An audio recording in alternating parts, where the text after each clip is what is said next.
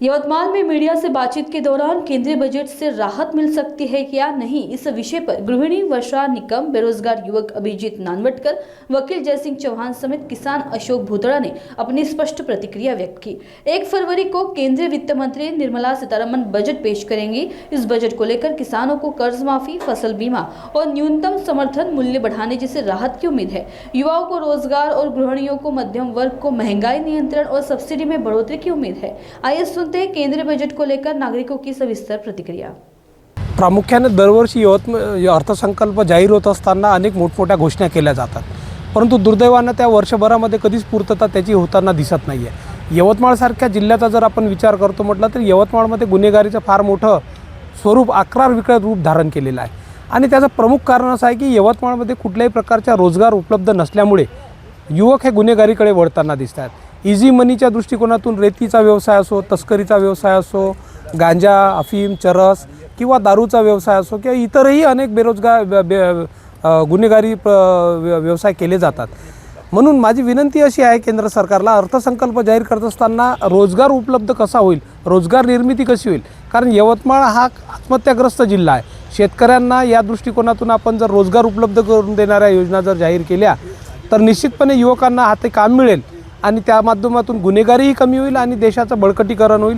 म्हणून विनंती अर्थमंत्र्याला हे आहे की रोजगार असो आणि महागाईला नियंत्रित करण्याचं काम त्यांनी करावं, हीच या ठिकाणी मागणी आहे। आपला यवतमाळ जिल्हा हा शेतकरी आत्महत्याग्रस्त जिल्हा आहे आणि या यवतमाळ जिल्ह्यामध्ये कापसाचं कॉटन सिटी म्हणून या जिल्ह्याची ओळख आहे।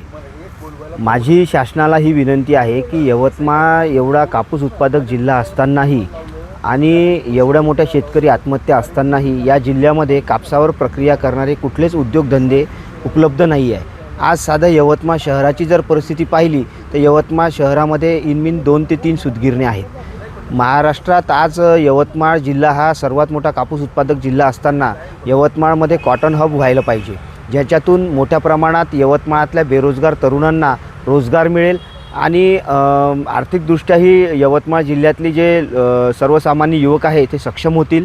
त्याचबरोबर यवतमाळ जिल्ह्यामध्ये आज सर्वात महत्त्वाची गोष्ट जी आहे ती म्हणजे रेल्वेचं। आजही रेल्वेचं काम रखडलेलं आहे। त्या रेल्वेच्या कामामुळेही दळणवळणाचा खूप मोठा यवतमाळ जिल्ह्याला लॉसेस होत आहे।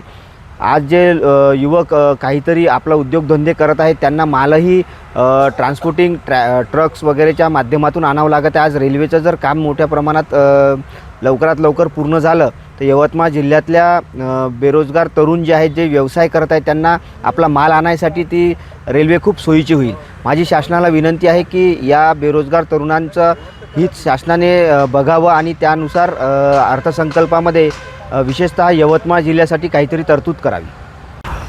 आमची अपेक्षा आहे की आम्हाला जे काही मोदी साहेबांनी आश्वासन दिलं होतं 2014मध्ये निवडून येण्यापूर्वी की मी मिनिमम प्राईस म्हणजे जे कृषी मूल्य आयोगाचा दर राहील त्याच्यापेक्षा 1.5 नफा देईल, 1.5 नफा देईल।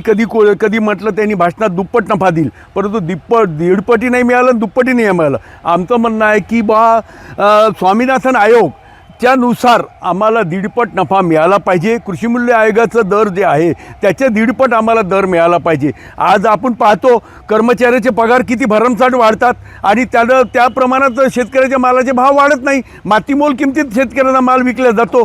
आज कापसाचे एक शर्ट तयार करायसाठी, कॉटनचा शर्ट तयार करायसाठी फक्त 34 रुपयाचा कापूस लागतो, 34 रुपयाचं, आणि तो विकला जातो 1000-1200 रुपयामध्ये। शेतकऱ्याला काय मिळून राहिलं? 34 रुपये। मग ही जी तफावत आहे ही तफावत दूर झाली पाहिजे आणि आम्हाला 1.5 नफा मिळाला पाहिजे। प्रत्येक मालावर कृषी मूल्य आयोगाचा जो दर आहे त्याच्या 1.5 नफा आम्हाला मिळाला पाहिजे।